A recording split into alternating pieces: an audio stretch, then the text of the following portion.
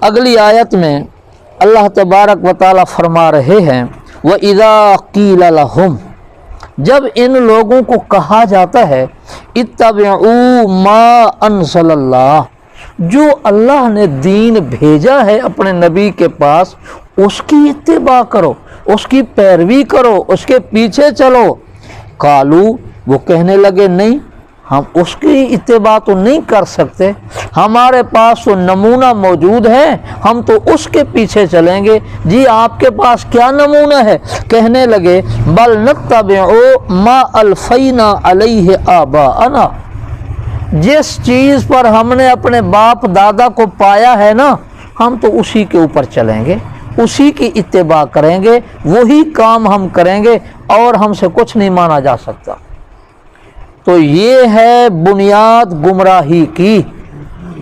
اللہ فرماتے ہیں اولو کان آباؤہم لا یعقلون شیئا ولا یہتدون، یہ باپ دادا ہی کے پیچھے چلیں گے، اگرچہ ان کے باپ دادا کے پاس دین کی ذرہ بھی سمجھ نہ ہو، پھر بھی ان کے پیچھے چلیں گے۔ ولا یہتدون، اور کسی آسمانی کتاب کا علم، ہدایت، اس کی تعلیمات ان کے پاس نہ ہوں، پھر بھی باپ دادا کے پیچھے چلیں گے۔ کیا مطلب ہوا؟ اگر باپ دادا کے پاس دین کی سمجھ ہو، باپ دادا آسمانی کتابوں کا علم رکھتے ہوں، پھر ان کے پیچھے چلیں، اور اگر ویسے ہی جی ہم تو باپ دادا کے پیچھے چلیں چاہے وہ جیسے کیسے تھے، ہاں وہ دین کی سمجھ رکھتے ہوں اور آسمانی کتاب کا علم ان کے پاس ہو، ہدایت ان کے پاس ہو، پھر ان کے پیچھے چلنا چاہیے۔ اور اسی چلنے کا نام عربی میں اس کو کہتے ہیں تقلید، عربی میں اس کو کہتے ہیں تقلید۔ تقلید کا معنی یہی ہوتا ہے کہ کسی اللہ والے پر، نیک آدمی پر اعتماد کر کے اس کی بات کو ماننا، اسی کا نام تقلید ہے۔ جو مسائل قرآن مجید میں نہیں ہیں، احادیث مبارکہ میں واضح طور پر نہیں ہیں، اب وہ مسئلہ پیش ہے جو ہم کہاں جائیں گے؟ تو پوری امت نے 4 بزرگوں کا انتخاب کیا اور ان کے پیچھے وہ چل رہے ہیں۔ مثال کے طور پر ہم لوگ ہیں، ہم نے امام اعظم ابو حنیفہ کے علم، بزرگی، تقوی پر اعتماد کیا ہے کہ جو چیز ہمیں سمجھ نہیں آتی، یہ ان بزرگوں پر اعتماد کر کے ہم ان کی بات مانیں گے، یہ ہمیں اللہ کا حکم بتلائیں گے، اللہ کے رسول کا حکم بتلائیں گے۔ آج کل کچھ لوگ کہتے ہیں جی کیا ضرورت ہے، قرآن پاک موجود ہے، اس کو سمجھو خود اور عمل کرو، اور حدیثیں موجود ہیں وہ ان پر عمل کرو۔ جی بالکل، قرآن کریم ایک سمندر ہے، سمندر جو ہمارے پاس یہ دوسرا موجود ہے، قرآن مجید تو سمندر ہوا علم کا، ایک اور سمندر ہے، اس میں پانی، اس کے پانی میں مچھلیاں اور طرح طرح کی چیزیں، ہیرے جواہرات موجود ہیں، جائیں اس سمندر سے نکال کر آئیں۔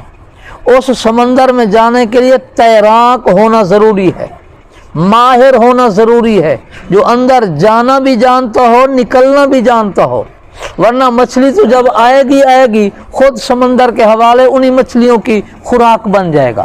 قرآن مجید بالکل موجود ہے، حدیثیں بالکل موجود ہیں، لیکن اس کو سمجھنے کے لیے بھی علوم کی ضرورت ہے۔ وہ اگر علم نہ ہو تو یہ قرآن کریم سمجھ نہیں آ سکتا۔ وہ ایک آدمی تھا، اس نے کہا جی ہم دین خود سمجھیں گے، وہ تھا امام، نماز پڑھاتا تھا، وہ جب نماز پڑھائے، کچھ اردو پڑھا ہوا تھا، حدیث کی کتابیں دیکھ لیتے، کہنے لگے جی ہم حدیث پر خود ہی عمل کریں گے۔ آج بھی بہت سے لوگ کہتے ہیں جی حدیث پر عمل کرو۔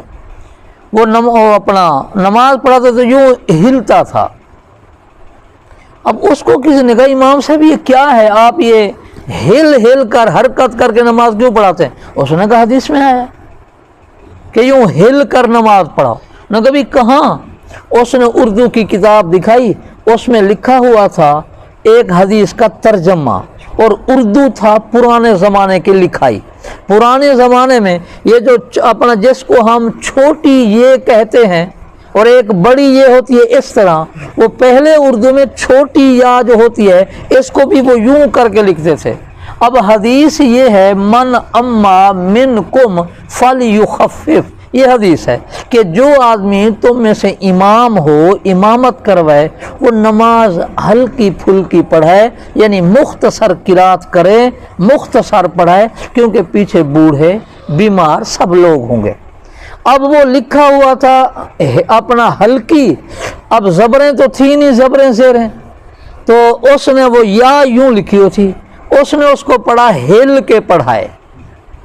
अब उसने उर्दू का तर्जमा देख लिया और वो कई अरसे तक नमाज जो है वो यूं पढ़ाता रहा। तो जब आदमी किसी उस्ताद से कुरान और हदीस नहीं समझता, फिर इस तरह की गलतियां करता है। बहरहाल अपना जिनके बड़े कुरान और हदीस के उलूम से वाकिफ़ हूँ, बेशक उन बुज़ुर्गों की बात माने। हम बुज़ुर्गों ही के पीछे चल रहे हैं, अपने अल्लाह वाले जो हमारे बुज़ुर्ग थे उन्हीं की बातें। ये जो कुछ मैं अर्ज़ कर रहा हूँ, ये तर्जमा सामने लिखा हुआ है, ये हमारे बड़ों का लिखा हुआ है, उनकी बात मानकर वो आपके सामने भी है, हम सब उसकी पैरवी करते हैं, चलते हैं। जिनके बड़े ऐसे ना हों उनको चाहिए कि फिर बड़ों के पीछे ना चले। अल्लाह तबारक व तआला हमें दीन की समझ अता फरमाएं।